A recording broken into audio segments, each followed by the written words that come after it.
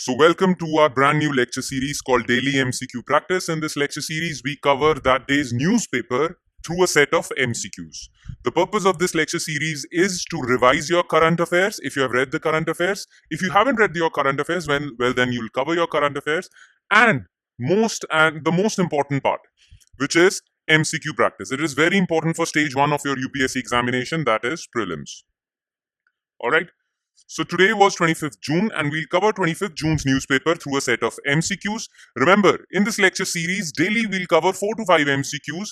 The idea is to cover around 1200 MCQs from current affairs within a span of 1 year. So if you follow this lecture series regularly, if you make this a part of your daily routine, well, from current affairs itself, you'll be covering 1200 MCQs, and ask any successful aspirant. These many MCQs are more than enough to cover your current affairs. All right, I'll straight away jump to question number 1 because time is of the essence over here. So question number 1.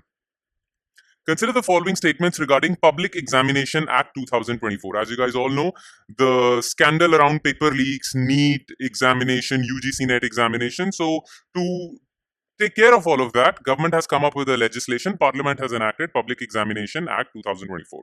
Okay. So here are a few statements. The Act provides a list of public examination authorities in its schedule. Okay. The rules under this Act were framed by Ministry of Education. Okay. The punishment for unfair means can be a fine up to ₹1 crore and imprisonment up to 10 years. Which of the above statement are correct? Now look, Public Examination Act 2024 was enacted in February this year. February 2024. But the rules for this particular Act were framed recently. And which ministry framed rules for this particular act? Well, it was Ministry of Personnel. Ministry of Personnel, Public Grievances,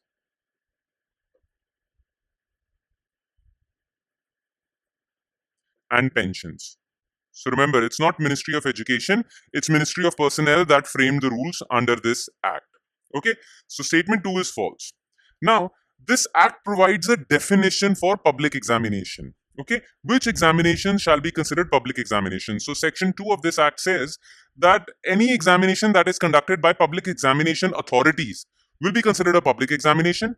And which organizations can be categorized as public examination authorities? Well, a schedule of this act mentions a list of public examination authorities. So for example, UPSC is one of them, SSC is one of them, all right, National Testing Authority is one of them, and so on and so forth. All right, so this act schedule provides a list of public examination authorities, and any examination conducted by these public examination authorities shall be considered a public examination. All right, so first statement is correct.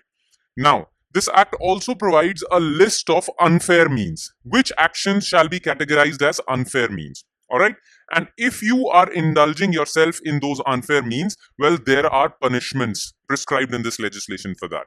The punishment can go up to fine of up to ₹1 crore and even imprisonment up to 10 years. So third statement is also correct. Answer is C, 1 and 3 only. Okay, let's move on to question number 2. Consider the following statements regarding Enemy Agents Ordinance. This law was first issued in J&K in 1970 under Dogra rule. Okay, this law contains the punishment of death sentence and provides detailed definition of enemy agents.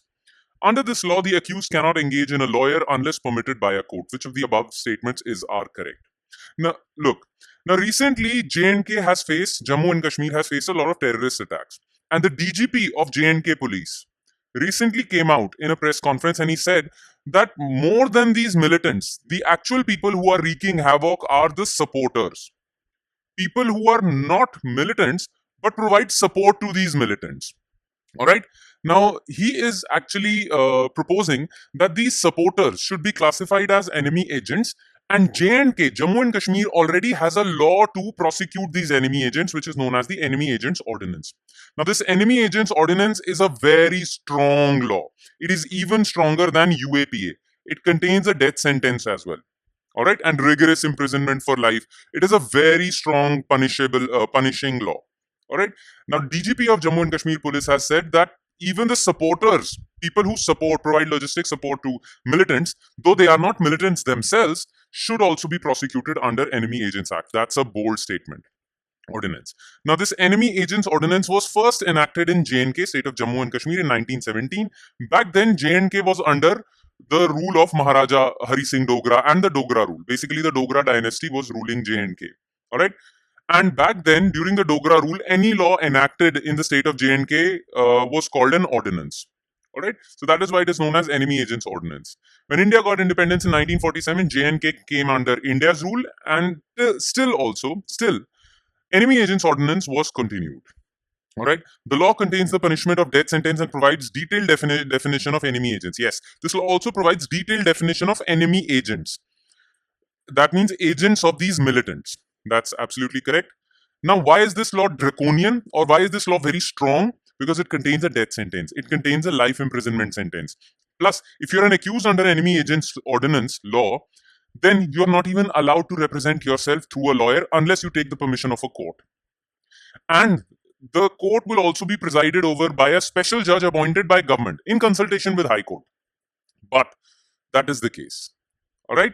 So yes, third statement is also correct. All statements are correct. Okay. Question number 3. Consider the following statements regarding World Craft City Initiative. It was launched in 2014 by World Craft City Council International, a Kuwait-based organization.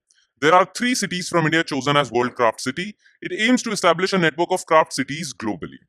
Now, recently, why this World Craft City Initiative was in news? Because recently, Srinagar became the 4th city from India to be included in this network of World Craft City.